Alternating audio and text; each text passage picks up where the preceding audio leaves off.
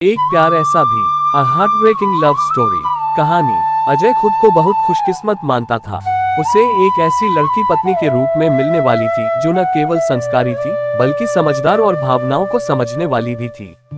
बचपन से उसने अपने घर के आसपास केवल बहू और सास के झगड़े देखे थे, इसलिए शादी का नाम सुनते ही वह डर जाता था।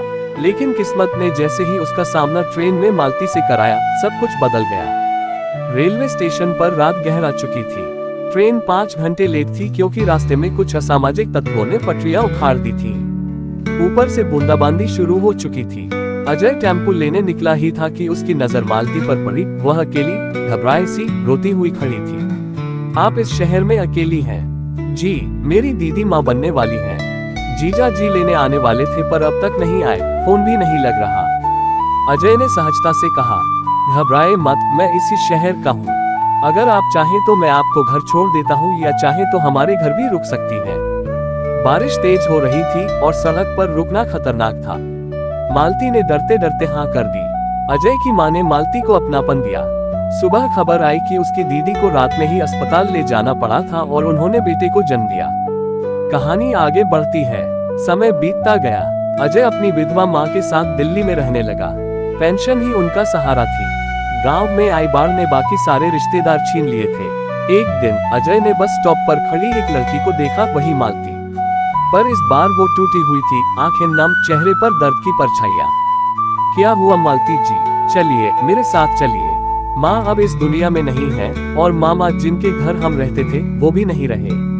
मुझे घर से निकाल दिया गया। अब एक घर में काम कर रही थी। पर अजय ने कहा, आप इस घर को अपना समझिए, नौकर नहीं, परिवार समझकर रहिए, पढ़िए और आगे बढ़िए। मालती ने पढ़ाई की, मेहनत की और एक स्कूल में अध्यापिका बन गई। अजय और मालती एक दूसरे के बेहद करीब आ गए। शादी की बातचीत भी शुरू हो गई थी और तब टूटा सब कुछ। फिर एक दिन अजय को पता चला उसे 4थे स्टेज का कैंसर है। साल भर से ज्यादा का समय नहीं बचा था।